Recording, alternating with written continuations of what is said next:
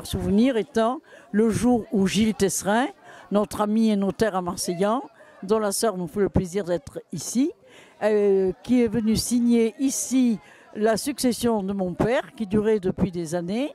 Et ce jour-là, j'ai eu la grande chance de pouvoir signer pour être propriétaire de Camping Goose, en 2 tiers pour moi, 1 tiers pour Marie-Angèle. Marie-Angèle a eu l'élégance de me donner son tiers. Voilà. Et donc, depuis ce jour-là, depuis que j'ai signé, et ça a été un des plus beaux jours de ma vie. Voilà. Et c'était, je ne sais pas, tu le diras, tu le demanderas, je ne sais pas exactement. Mais, et ben voilà, on avait bien, quel âge on avait eu, je ne sais pas. Hein, un très bon souvenir, voilà. Et depuis, je ne regrette. J'étais mariée, oui. J'avais Maguelone et Frédéric, qui, elle, étaient au premier étage, aux premières loges, et écoutaient tout ce qui se disait en bas. Donc, voilà. Ils se disaient, aïe, aïe, aïe, est-ce qu'ils vont signer, est-ce qu'ils ne vont pas signer? Et finalement, nous avons signé et nous avons bu le champagne que le notaire, notre ami, avait apporté. Et voilà. Et depuis, je suis excessivement heureuse d'avoir Camping Goose, que j'aime autant qu'une personne. Dès le début de notre mariage, je suis venu à Camping Goose en vacances d'été, retrouver donc la famille Novian. Alors à l'époque, bien, la vie était très simple. On faisait la vaisselle dans le ruisseau. Même ma belle-mère allait se laver tous les jours à la rivière. Elle prenait sa serviette le matin. Elle allait à la rivière faire sa toilette. Et puis, les toilettes aussi étaient très simplistes. Donc tout ça, ça a disparu petit à petit. Quand j'ai décidé avec ma femme de remettre un peu de modernisme dans tout ça, parce que ça en manquait beaucoup. C'était une ancienne maison de verre à soie, de magnanerie, et donc les gens habitaient au rez-de-chaussée, et au-dessus, il y avait les salles où étaient alimentés les verres à soie que soignaient en général les femmes. C'est elles qui soignaient les verres et qui en tiraient bénéfice, de vendre les cocons à l'usine. Il y avait des usines de cocons à soie, un peu dans toutes les vallées de Cévennes, et ces dames faisaient un peu leur marché en vendant les cocons. Tout ça, ça a disparu, mais les maisons étaient construites un peu en fonction de l'élevage des vers à soie. Toute la campagne autour des maisons était entourée de mûriers. Il y en avait autour de la nôtre, là sur la terrasse. Et ces dames allaient faire la cueillette des feuilles le matin ou le soir et distribuaient ça aux vers à soie. Donc c'était leur boulot de la journée, voilà. Je vais raconter une anecdote. Mon père avait une Matford. La Matford, il avait acheté ça en 1936 aussi. En 34 peut-être, mais enfin bon bref, c'est tellement vieux que je ne m'en souviens pas. Et il venait très souvent à Camping Goose parce que c'était sa maison de vacances aussi. Et un jour, il est rentré dans un petit mur avec la voiture. Et c'est pas la voiture qui a été accidentée, c'est le mur qui est tombé. Bon, enfin bref, il a été obligé quand même de payer le mur au propriétaire parce que le propriétaire n'était pas content que son mur soit par terre et tout ça, mais je crois que ça s'est bien arrangé. Je ne pourrais pas dire le prix que ça lui a coûté, mais enfin je pense qu'ici on ne construit qu'avec des pierres l'une sur l'autre, parce qu'on ne met pas de ciment, on ne met rien. Et c'est une petite anecdote, mais il y en aurait tant d'autres que je pourrais passer des heures à vous les raconter.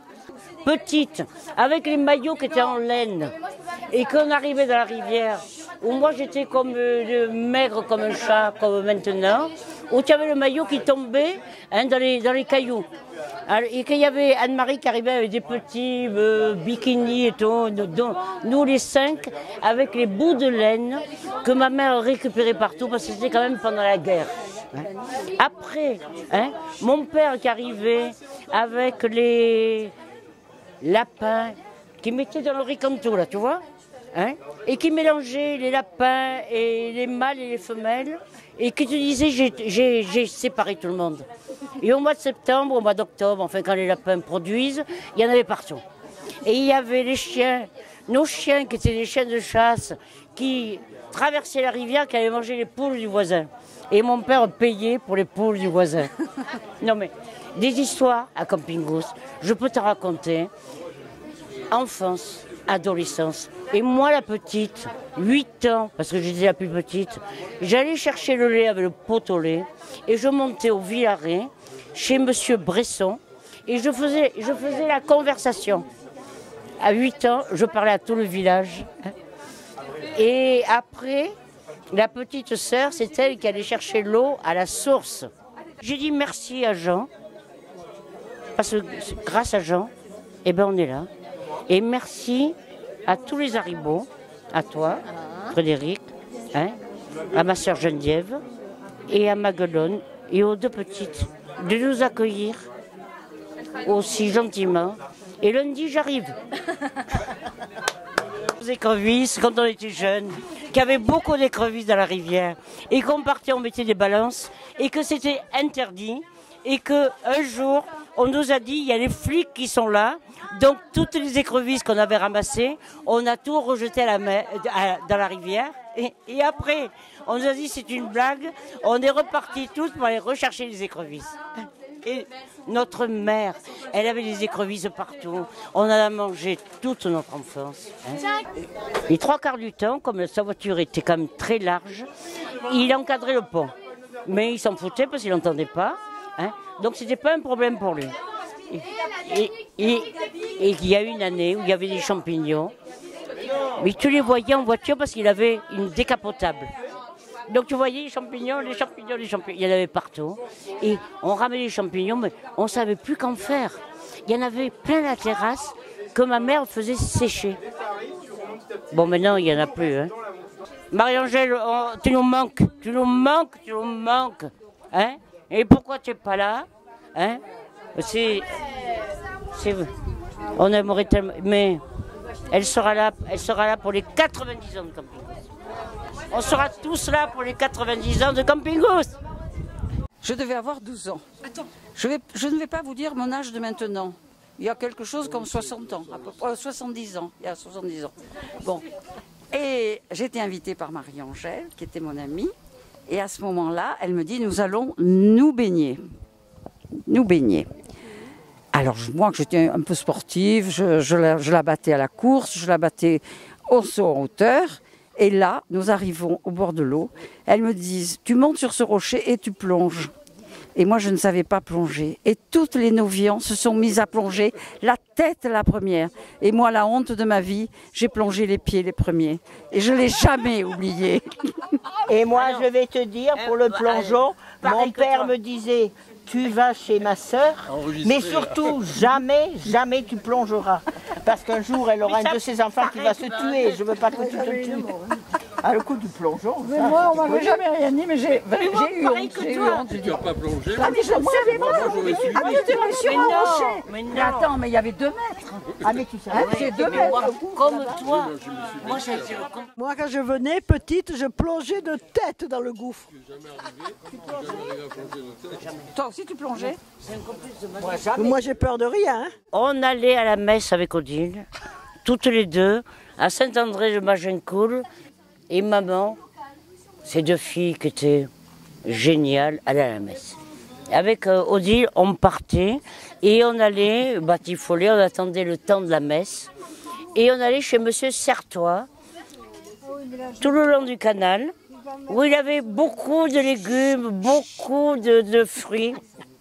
Et on se servait tous les deux, copieusement. Et quand on revenait, on disait, maman, t'es allée à la messe. Et en rentrant de l'église, on a rencontré Monsieur Certois. Et maman disait, mon Dieu, mais qu'est-ce qu'il est sympathique. Mais j'aimerais tellement rencontrer ce Monsieur Certois. Hein. Et honnêtement, on n'a jamais su si notre mère a compris. Honnêtement. Maintenant, on se pose des questions. Est-ce que maman a compris ou pas? Oui. Non, je pense pas. Notre mère était tellement naïve, tellement vieille France et tout, hein, et que le devoir, l'honnêteté, jamais on n'aurait pris quelque chose. Non, non, maman, maman, je la vois là, dans la porte. Je la vois en disant, mais ce monsieur Certois, mais il est tellement sympathique. Il est tellement gentil. Il est tellement sympathique. 80 ans de Camping Goose dans la famille, anniversaire. Camping Goose, les plus snobs disaient Camping House, qui remplaçait la désinence Sevenol par une désinence british. C'était avant le Brexit. Pour moi, 60 ans de beaux et bons souvenirs qui émergent aujourd'hui. Amour d'abord, car c'est un peu ici que j'ai découvert ma Régine, la grande amie d'Angèle. 54 ans déjà. Amitié, celle d'abord de la famille Novian, les parents. Madame Novian, une aristocrate, éducation parfaite Sacré-Cœur, douceur ineffable. Monsieur Novian, heureux que les amis d'Angèle viennent le faire chier. Je l'ai dit là. Les 5 enfants et les amis de toujours avec qui nous venions voir passer le rallye des Cévennes en novembre. Couchés à Camping Goose, les uns contre les autres pour se tenir chaud. Le cousin Malay, en tout bien, tout honneur, avant de monter à l'Égual. On allait chercher de l'eau en fredonnant Léni Escudero pour une amourette. Famille, les pique-niques, rassemblement de nos petits qui grandissaient, baignade dans la rivière, le sacro-saint pique-nique des Châtaignes, où toutes les catégories sociales, amis innombrables de Marie-Angèle, étaient représentées. Rire, chansons, danse, bonne humeur, pause dans un quotidien parfois stressant. Merci aux Haribo de nous accueillir et surtout à Frédéric et Maglone. Je me suis fait engueuler. Oui. La grande organisatrice qui a su rassembler les générations. Les vieux présents sont heureux d'être là malgré les absents. Longue vie à Camping Goose. Merci mon petit français. Cousine germaine de la famille Novian, je venais régulièrement à Camping Goose. De Lombard de Montchalin. Non, de jeune fille de ma tante. Il faut bien que je dise tout. Et je venais régulièrement à Camping Goose, mais mon père disait une interdiction, jamais je ne veux apprendre que tu as sauté dans le gouffre. Parce que mes nièces, un jour, elles se tueront toutes.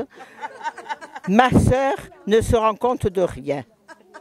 Moi, les derniers souvenirs que j'ai de Camping House, c'était il y a une quinzaine d'années. Donc, Camping House était vraiment en travaux. Et j'ai eu peine à retrouver dans la grande salle au jour où nous étions venus, parce qu'il pleuvait ce jour-là, et nous étions installés. Nous étions installés dans cette grande salle où c'était à tout vent, effectivement. Il y avait juste une dalle de béton. Et là, aujourd'hui, je découvre des chambres, un escalier magnifique et tout. Bon, c'est vrai que je ne reconnais pas tout ça. En fait, c'est quand même magnifique. Et je suis content pour tous. Hein, et voilà. J'espère que tout ça, ça continuera, évidemment. Et que ce camping house, malgré quand même un pont qui est assez moyenâgeux, certes, j'avoue que pour passer même en grosse voiture, j'ai eu un peu de mal, mais enfin, c'est pas bien grave tout ça, et je souhaite que Camping Goose se passe bien. J'ai connu Camping Goose en 1960, au moment d'une venue en vacances, parce que mon frère fréquentait déjà Odile, qui est devenue sa femme, et j'ai trouvé ça un coin épatant. Donc j'apprécie beaucoup Camping Goose, on peut se baigner, je suis venu pêcher dans la rivière. Je suis presque chez moi ici. Hein. Je suis arrivé ici en 1960 quand je suis arrivé ici, il y avait des pommiers partout, comme on en voit au fond là-bas, c'est-à-dire de grands pommiers, et dessous, une couche d'herbe comme ça, oui. Et j'ai dit, ça c'est la Normandie, et je me suis avancé dans le pré, Odile ne m'avait rien dit, j'ai vu des nymphètes qui se promenaient, des nymphètes, et parmi les nymphètes, j'ai reconnu Odile, et elle dansait comme ça, elle faisait des chants et tout. Et cette nymphette est devenue ma femme et les autres sont devenues mes belles-sœurs. Voilà, et j'oublie de dire qu'au milieu, il y avait un paysan avec son costume de velours sombre, son chapeau sur la tête et qui fauchait toutes les têtes qu'il pouvait faucher. C'était son père. Voilà. Mais elles ont échappé au massacre. Et cette nymphette-là est devenue mon épouse. C'était passé ça. La fête, il y a longtemps que c'est passé. Non, elle est restée pareille. Tu vois, elle est comme toi. Et si tu as la chance d'avoir la chance qu'elle a, plus tu monteras en âge et plus tu seras belle. Et tu te souviens, donc, il y avait la glycine avec tout ce qui allait. Ah oui, oui, très bien. Et quand il y a eu le partage, à un moment donné, donc Frédéric, Jean, peut-être Geneviève et Maguelone ont décidé d'abattre, de couper cette glycine parce que ça devenait envahissant, il fallait renforcer tout le temps. Et je me souviens des discussions épiques avec toute la famille Novian, Marie-Angèle, Odile, Brigitte, cette glycine qui pour eux c'était la glycine de leur enfance qui avait toujours poussé et de la voir tomber, je pense qu'ils ont tous versé une larme, excepté Geneviève et sa famille qui pour eux c'était devenu un problème, quoi. Je me rappelle avoir passé des super moments à Camping Goose et notamment les 65 ans d'Odile dans la cave qui n'était pas encore aménagée comme elle l'est maintenant, mais avec des chandelles. Il y avait des bougies partout, c'était magique. Et on a passé une soirée de rigolade absolument extraordinaire et inoubliable. Eh bien, avec les Arnal, nous avons un lien familial, je dirais. La première surprise partie, je l'ai faite chez eux et c'était absolument formidable. C'est la première fois qu'on avait une robe un petit peu habillée, qu'on nous avait mis des petits talons, voilà. Et c'était vraiment, je m'en souviens comme si c'était hier. Bravo, bon, tu les as fait faire. Oui, oui. Ici, oui, c'est évident. Ici, tu as rendu la maison formidable. Oui, oui. Je suis sûr que tant Simone reviendrait, elle serait ravie, enchantée. Oui. Ah oui, c'est ce que me dit Brigitte. Ah oui, c'est clair. Ah oui, quand Simone reviendrait, elle serait ravie. Hein. Là, elle aurait vu une fête comme ça, et une maison comme ça, elle aurait été ravie, enchantée. Les souvenirs drôles, c'est le lave-vaisselle sur la terrasse. Hein. Il y avait les paniers du lave-vaisselle et nous programmions le lave-vaisselle en fonction du canal. Hein. Donc, mais nous avions l'impression d'avoir un vrai lave-vaisselle dehors. Hein. Et après, bon ben voilà, ça fait partie des souvenirs. Les souvenirs aussi, c'est venir avec notre oncle dans la voiture décapotable, découvrir la campagne. Voilà. Avec plusieurs arrêts, et notre tante qui avait le panier et qui ne s'énervait jamais. Mais Jean, nous allons arriver bientôt. Hein, et nous trouvions cette balade interminable, mais pleine de surprises et pour découvrir la campagne qui est maintenant devenue un château pratiquement, hein, par rapport à avant. Maintenant, Camping Goose est devenu Standing House, vu les transformations. Oui, ton père a pu acheter grâce à ce papier. Ouais. Merci beaucoup. Moi j'ai une histoire, une petite histoire rigolote avec Madame Novian, on l'appelait Madame Novian, hein, Madame Novian mère. Un jour on était à Camping Goose et puis il y avait des pommes.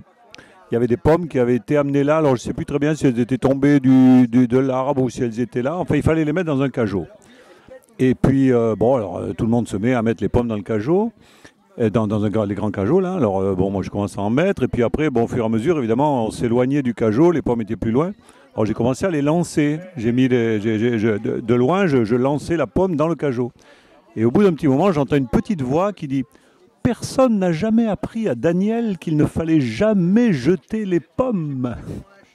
Alors je me suis arrêté net et j'ai appris là qu'il ne fallait effectivement jamais jeter les pommes de la part de Madame Novian, que je remercie encore. Ma connaissance des lieux se résume à une journée par an depuis 1963, chaque année.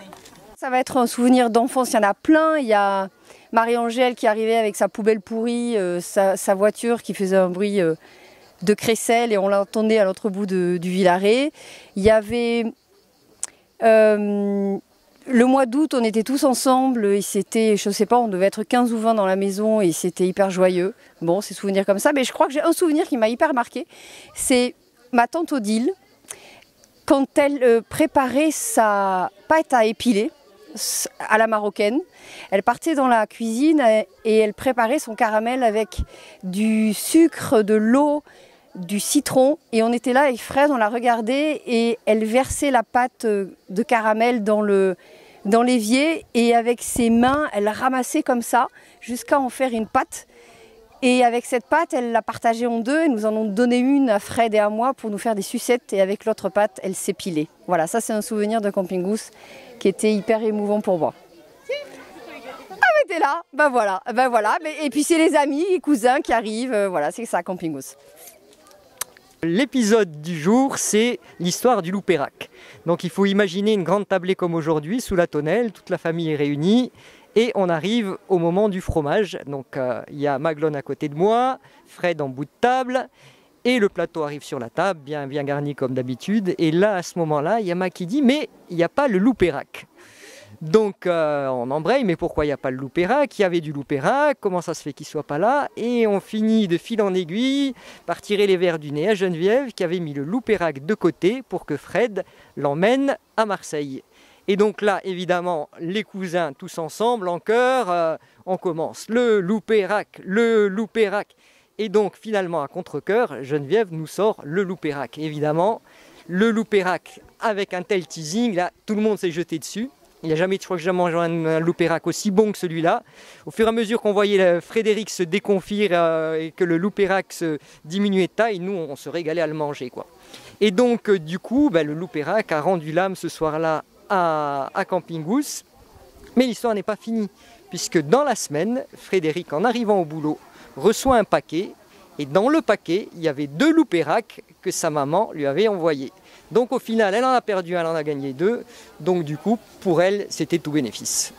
Quand Fred et Maglone étaient petites, on avait des grosses bouées gonflables qu'on descendait à la rivière et qu'il fallait remonter. Et un jour, Maglone est remonté et Fred était resté encore à la rivière.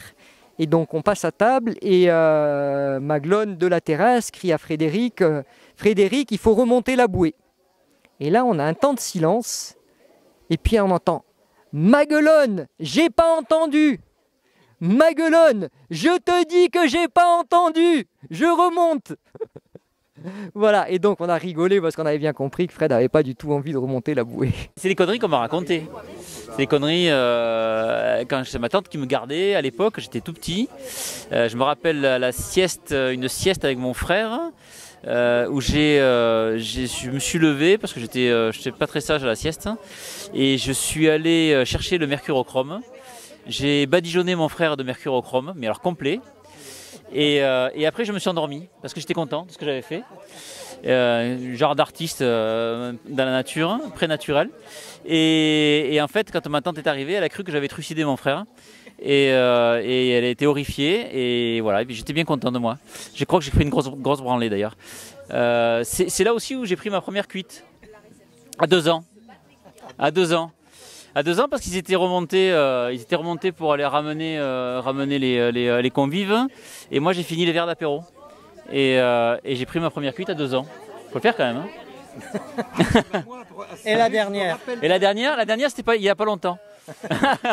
Avec Laurent, on a passé des étés merveilleux, quoi. Une des anecdotes qui m'a marqué avec les enfants, c'est le soir lorsqu'on faisait la vaisselle dans le canal qui est situé un peu plus haut. Parce qu'il n'y avait pas l'eau courante à l'époque.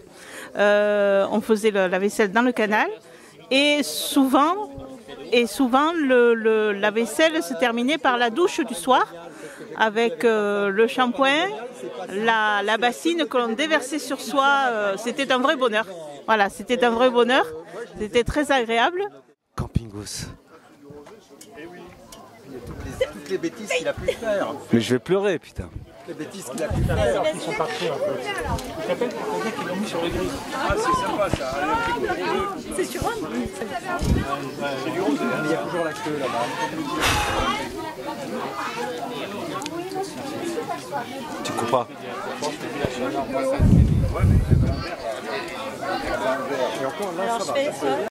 Je me souviens des soirées au Marie-Angèle.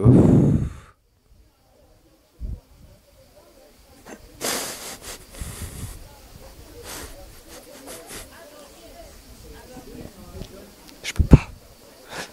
Marie-Angèle ronflait comme une folle. Je l'aurais défenestré, putain. Tellement elle ronflait. On dormait tous en haut dans le même endroit. Et j'ai appris tout à l'heure qu'on finissait les verres de Dijon. On avait 10 ans, déjà alcoolique, si jeune. Voilà, pour moi, Campingos, c'est tout ça, quoi. C'est parce que c'est mes souvenirs d'enfance. Et puis j'ai aussi des mauvais souvenirs d'ici. Bon, faut que je le dise, hein. Tu le couperas au montage, mais... Bon, j'étais un seul gamin, moi, quand j'étais gamin. J'étais un peu le chef de groupe, bagarreur, chiant. Peut-être attachant, mais je sais pas. Chiant, c'est sûr. Et donc, en fait...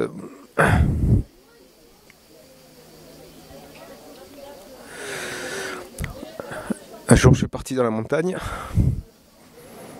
C'était Marie-Angèle qui me gardait à l'époque, parce que mes parents travaillaient au Mont d'Or, et que je venais ici l'été, et j'étais content de venir. Et bon, je sais pas ce qui s'est passé un jour, avec mon caractère de cochon. Je suis parti dans les montagnes, ils m'ont cherché partout, et pour moi, ce jour-là, c'était la fin de Campingos. Après, j'étais tout seul au Mont d'Or, pendant qu'ils s'amusaient tous ici. Donc ça me fait plaisir. J'aime vraiment. Voilà, c'est un super coin. Un lieu de rendez-vous. Et j'espère pouvoir revenir très longtemps. Et je suis très content quand je vois mes enfants, quand je leur dis on va à Campingos. Ils disent ouais, génial. On va aller nager, on va aller plonger, on va aller pêcher. Ici, on s'est régalé. Il y avait le tonton Joseph, il avait son gros fusil. Il partait. Hein. Oh là là, il m'impressionnait avec son gros fusil. Qu'est-ce que tu vas faire, Joseph? Je vais pêcher les truites. À l'époque, il y avait des truites comme ça, énormes. Il nous ramenait des truites. Bon, elles étaient percées avec la flèche, hein. C'était interdit, hein. Totalement interdit. Mais bon, qu'est-ce qu'on adorait ça. Et on faisait des pêches au goujon. On s'est régalé. Campingos, c'est tellement de souvenirs. Tout à l'heure, je suis resté dans la rivière pendant 20 minutes en bas et ça n'a pas changé. C'est toujours comme avant. Cette montagne en haut, hein, rien n'a bougé. Ces odeurs, il manque juste les poissons. Voilà. Et puis, tous les ans, ça bouge. Par contre, c'est-à-dire que la berge, c'est plus la même d'une année sur l'autre. Parce qu'il y a les crues l'hiver, et ces crues sont dramatiques. Et je disais à Geneviève tout à l'heure, quand il pleut très fort et que j'entends qu'il y a des crues dans l'Hérault, je pense toujours à Campingos. Et c'est vrai que l'eau l'hiver monte jusqu'à la maison. Et donc je m'inquiète toujours pour la maison de Campingos. C'est pas la mienne, mais c'est comme si c'était la mienne. Voilà, Campingos pour moi c'est tout ça. Ces odeurs, cette ambiance, c'est unique. Voilà, un endroit unique, exceptionnel. En ce qui me concerne, les souvenirs de Campingos, celui qui me revient le plus, c'est la vaisselle. La vaisselle, les séances vaisselle dans le petit canal qu'on appelle le Béal là-bas. Alors bien évidemment avant l'eau courante, quand on allait, à l'époque on allait chercher l'eau à boire à la source ici et on allait faire la vaisselle après au Béal, c'était dans les années 70 je crois. Donc avec tous les cousins Auriacombe, Novian, Haribo On allait faire la vaisselle au Béal. Oui, voilà, ça monte. Bah, c'était plus des séances de baignade que de vaisselle parce que je garantis pas la propreté absolue de la vaisselle qui était une vaisselle dite biologique, n'est-ce pas? Enfin, il y avait peut-être un peu de liquide vaisselle mais sans garantie. Sans garantie. Donc on partait avec des grandes bassines en plastique, je ne sais pas si elles existent toujours, multicolores, des très très grandes. On mettait toute la vaisselle du dîner, du barbecue dedans et on lavait ça dans les... Alors c'était des grandes séances d'éclaboussure. Il y avait Jean-Nicolas qui n'est pas là, qui mettait la tête sous l'eau, qui m'a mis la tête sous l'eau ou à plein de gens. Enfin, c'était une vaste partie de rigolade. J'ai passé beaucoup de week-ends à Camping Goose, notamment avec les 3 garçons des petits Barthès. Et alors on faisait des... Oh non, non. Oh là là là là. Alors on faisait on mettait la cheminée, on faisait des grillades, on faisait des barbecues, on faisait des trucs avec on a fait du camping. Après on traversait la rivière en plein hiver. On allait au rallye des Cévennes. On s'amusait à se mettre... Son fils, un jour, il s'était déguisé. Il avait enfilé tout un habit de plongée et il avait pris là pour pêcher. Et il tenait une de mes amies comme s'il avait attrapé un poisson. C'était Sabine. Enfin voilà, on a fait plein de trucs à Camping Goose. Et c'était vraiment super. Longue vie à Camping Goose. J'ai plusieurs souvenirs, il n'y en a pas un meilleur, il y en a plein de petits et merveilleux. C'est aussi des odeurs. La première, ce serait la crème épilatoire que se fabriquait ma tata Odilette à base donc de sucre qui devient du miel et qu'elle tournoyait dans ses doigts comme une marocaine qu'elle faisait dans la cuisine là-bas. Et si on avait un peu de chance et si on avait été sage, elle nous mettait un petit bout de caramel dans la cuillère et ça nous faisait une délicieuse sucette que j'adorais. J'ai encore le goût, c'est ma Madeleine de Proust. Après, j'ai un autre souvenir avec une autre de mes tatas qui est Marie-Angèle, qui nous faisait, quand on avait été très sage, des séances de diffusion via sa caméra Super 8 des 3 petits cochons. Et qu'est-ce qu'on pleurait à ces 3 petits cochons et c'était toujours magique. Et voilà, et puis encore un autre petit souvenir fameux, mais qui est quand même toute l'histoire de Camping Goose, c'est que pendant évidemment des siècles et des années, nous avons fait la vaisselle et nous nous sommes lavés. Alors la vaisselle dans le canal, donc il y avait des tournées de canal pour savoir qui allait y aller et c'était vraiment la corvée. Mais en même temps, on se trempait, on se mouillait, c'était que du plaisir.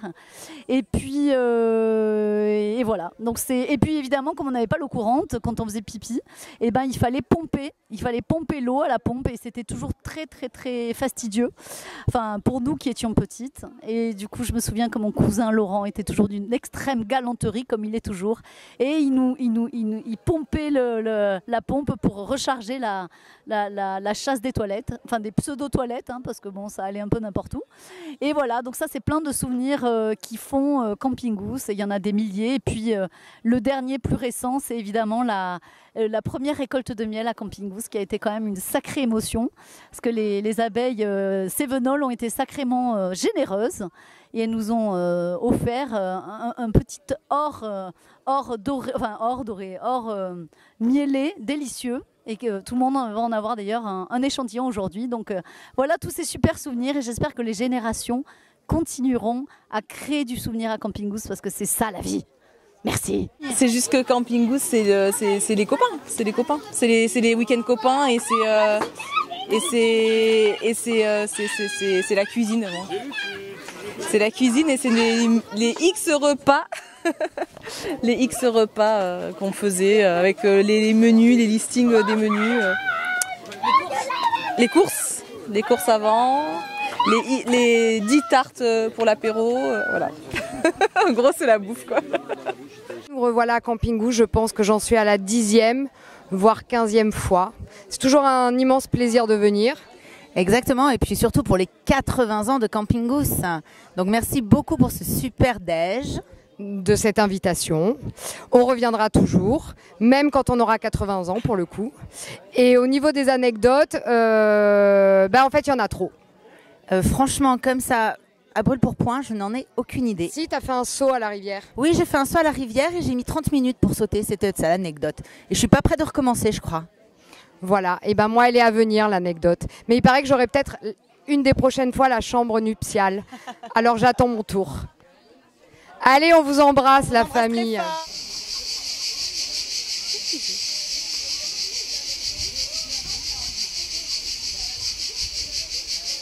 C'était quand on était petite, avec tous les cousins et les cousines, où on arrivait l'été donc ici, dans cette grande maison, sans électricité, sans eau chaude le soir. Et donc pour se rincer de la rivière, où on passait notre journée à sauter dans les gouffres et à explorer les coins de cette rivière, on faisait chauffer des bassines, des grandes bassines d'eau froide, donc du petit canal qui passe juste à côté.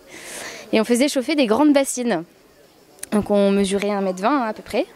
Donc la bassine, forcément, ça nous faisait une bonne baignoire à la fin de la journée.